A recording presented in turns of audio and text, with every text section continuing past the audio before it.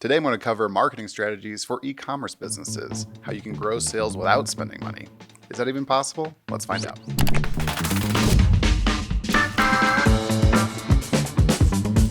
So I'm Thomas McMahon. I've worked with hundreds of businesses across multiple verticals, and there's a few things that run true no matter what type of business you're running, and that is marketing can be very expensive, especially if you want to drive a lot of volume and high gross sales for that customer acquisition. And as we know, it's getting more and more expensive the longer these established channels like a Facebook stay around. The cost to acquire a customer on that has been growing year over year for the last 10 years or so, and it's showing no signs of slowing down. So everyone's trying to look to diversify, find new ways to kind of acquire customers.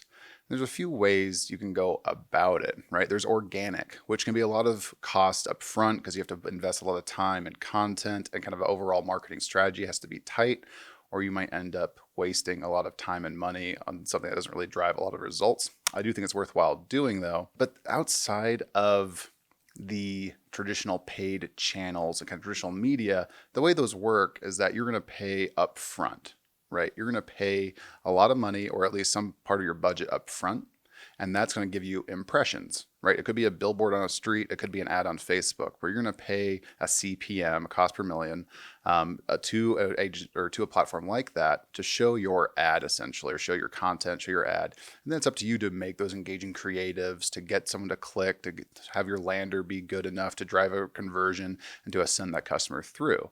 So, right, as long as someone has eyeballs, like as long as Facebook has eyeballs, people will be willing to pay them to put their ad in front of those eyeballs. And that's where it can get pretty expensive. And it's up to you to kind of control the whole marketing effort. What I want to talk about today is performance marketing and how you can leverage performance marketing to grow your sales without that initial upfront investment.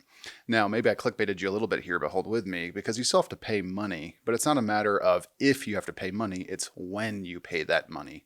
And with performance marketing, you pay after you've gotten your desired result. In this case, we're talking about a customer, but it could be a lead, it could be a phone number, it could be a click, right? But in this case, we're going to talk about actually getting a customer. And with performance marketing, you're going to pay somebody a fee or commission, if you want to call it that, when they drive a customer to you. Again, could be a lead, could be whatever you kind of want it to be, but that performance is what you're going to incentivize and pay for. And so you're still paying for it, but you're paying for it after you've actually gotten that desired result, not a campaign on an ad platform or something like that where you hope you get a desired result, but actually after you get it. If you want a bigger picture around affiliate marketing or just more context in general how affiliates work, click the link now. We've got a great interview with one of the biggest affiliates on the ClickBank platform.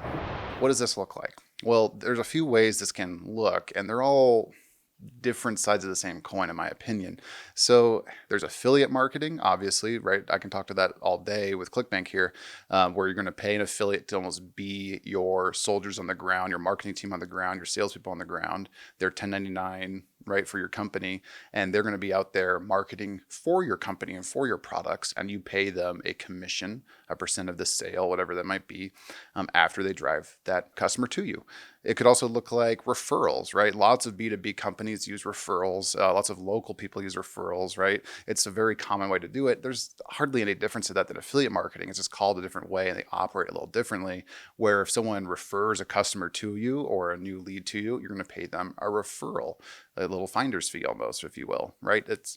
There's no difference to like a recruiter operating that way. It's just a different way of paying somebody for the performance they drive. Another way this might look is a lot of ad agencies actually operate on a performance model. Now they're usually blended because they need to cover their base costs.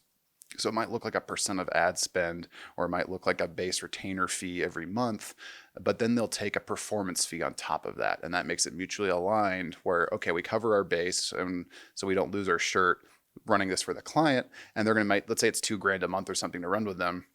And then on top of that, it's X percent of profit or ad spend they're driving. Now incentives are aligned. So the more they scale with you, the more that they can earn, the more that you can earn. And it's all aligned around performance. So yes, you are still paying, but you're paying after you get that desired result. And so how can you actually operate in this sense and so you're not losing your shirt? Well, the way to do this is to figure out how much does it actually cost you to acquire a customer in your traditional media channels? Let's say it's $100 or a nice round number. So you're paying $100 to Facebook, you're paying $100 to whatever it is on average for you to acquire a customer off of that platform. If that's profitable to you, that means in theory you can pay any other channel $100 to acquire a customer, and you're at least break even compared to your traditional media spend. But let's look a little deeper at your actual performance. What is your conversion rate? What is your average order value? What is your customer lifetime value? All of these things help you build out a program where you can pay someone on performance in a way that's incentivizing to them and to you, because you can't pay someone more than what you bring in, or you're going to be always trying to make it up.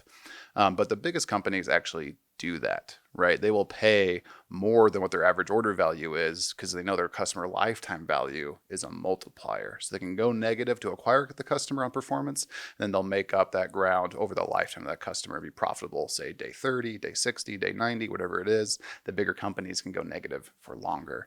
That's why you see, a State Farm or a Geico paying hundreds of dollars for a lead.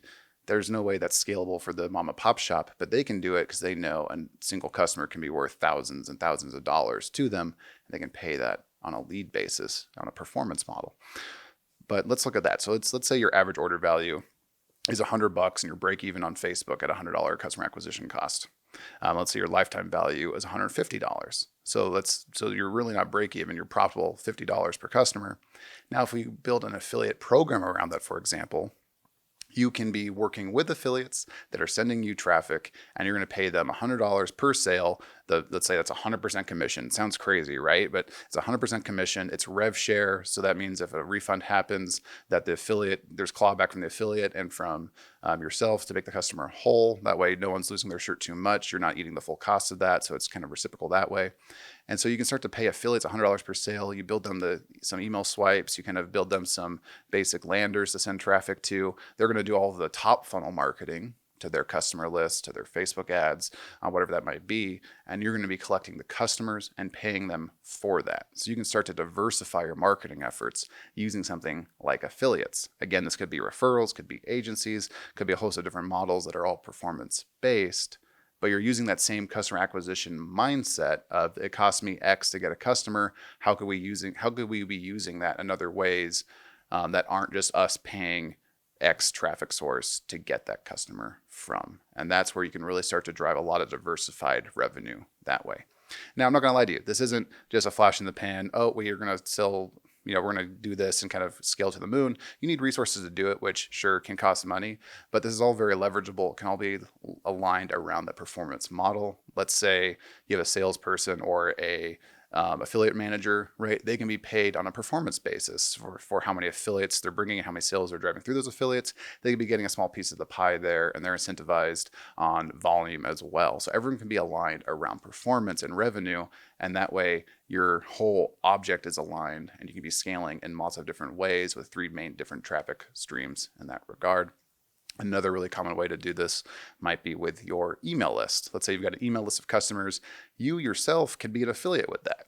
And now if you're an e-commerce business, you might be going, I can't operate that way. My customers trust me. Well, there's a great way to add value to your customers if you're giving them other good products to consider, even if they're complementary to yours. It's not competitive.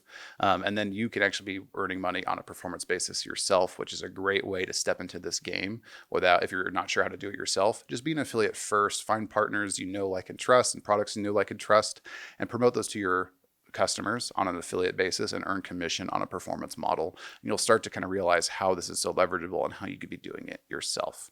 So I hope this has been helpful for you. Again, performance marketing is one of my favorite ways because it is very aligned for the common goal, and it's very holistic as you scale. I'm Thomas with ClickBank. I would highly recommend checking out our affiliated podcast. We'll leave a link in the description below, where we go into all types of things around affiliate marketing, bring on all types of experts and different traffic sources and their special niches. So check that out. Go like and subscribe and leave a comment with any questions you've got. Cheers. Happy scaling.